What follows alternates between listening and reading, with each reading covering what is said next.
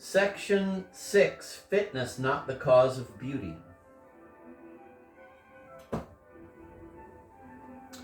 It is said that the idea of utility, or of a part's being well adapted to answer its end, is the cause of beauty, or indeed beauty itself. If it were not for this opinion, it had been impossible for the doctrine of proportion to have held its ground very long. The world would be soon weary of hearing of measures which related to nothing, either of a natural principle or of a fitness to answer some end. The idea which mankind most commonly conceive of proportion is the suitableness of means to certain ends, and where this is not the question, very seldom trouble themselves about the effect of different measures of things. Therefore, it was necessary for this theory to insist that not only artificial but natural objects took their beauty from the fitness of the parts for their several purposes. But in framing this theory, I am apprehensive that experience was not sufficiently consulted. For on that principle, the wedge-like snout of a swine, with its tough cartilage at the end, the little sunk eyes, and the whole make of the head so well adapted to its offices of digging and rooting, would be extremely beautiful.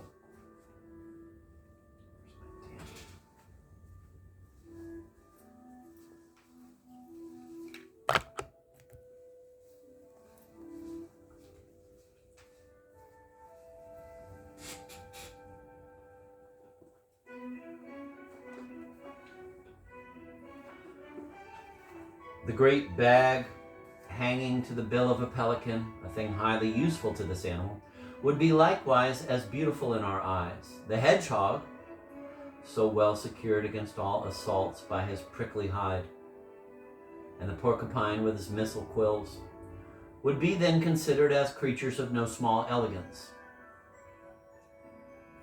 There are few animals whose parts are better contrived than those of the monkey. He has the hands of a man joined to the springy limbs of a beast. He is admirably calculated for running, leaping, grappling, and climbing. And yet there are few animals which seem to have less beauty in the eyes of all mankind. I need say little on the trunk of the elephant, of such various usefulness, and which is so far from contributing to his beauty. How well fitted is the wolf for running and leaping, how admirably is the lion armed for battle. But will any one therefore call the elephant, the wolf, and the lion beautiful animals? I believe nobody will think the form of a man's legs so well adapted to running as those of a horse, a dog, a deer, and several other creatures. At least they have not that appearance, yet I believe a well-fashioned human leg will be allowed to far exceed all these in beauty. If the fitness of parts was what constituted the loveliness of their form, the actual employment of them would undoubtedly much augment it. But this, though it is sometimes so upon another principle, is far from being always the case. A bird on the wing is not so beautiful as when it is perched.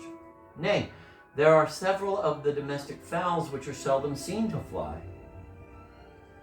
and which are nothing the less beautiful on that account. Yet birds are so extremely different in their form from the beast and human kinds, that you cannot, on the principle of fitness, allow them anything agreeable, but in consideration of their parts being designed for quite other purposes. I never in my life chanced to see a peacock fly, and yet before, very long before, I considered any aptitude in his form for the aerial life, I was struck with the extreme beauty which raises that bird above many of the best flying fowls in the world. Though for anything I saw, his way of living was much like that of the swine which fed in the farmyard along with him. The same may be said of cocks, hens, and the like. They are of the flying kind in figure, and their manner of moving not very different from men and beasts. To leave these foreign examples, if beauty in our own species was annexed to use,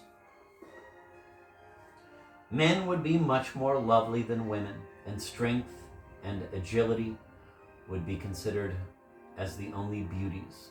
But to call strength by the name of beauty, to have but one denomination for the qualities of a Venus and Hercules, so totally different in almost all respects, is surely a strange confusion of ideas or abuse of words.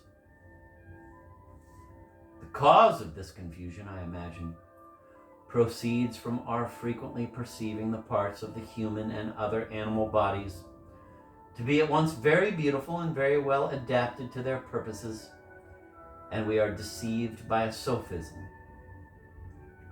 which makes us take that for a cause which is only a concomitant. This is the sophism of the fly, who imagined he raised a great dust because he stood upon the chariot that really raised it. The stomach, the lungs, the liver, as well as other parts, are incomparably well adapted to their purposes, yet they are far from having any beauty.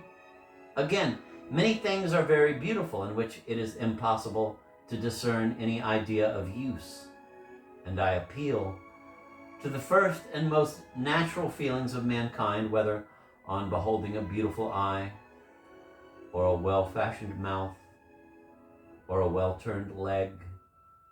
Any ideas of their being well fitted for seeing, eating, or running ever present themselves?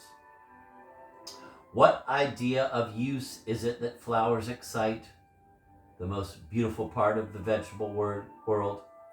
It is true that the infinitely wise and good Creator has, of his bounty, frequently joined beauty to those things which he has made useful to us, but this does not prove that an idea of use and beauty are the same thing, or that they are any way dependent on each other.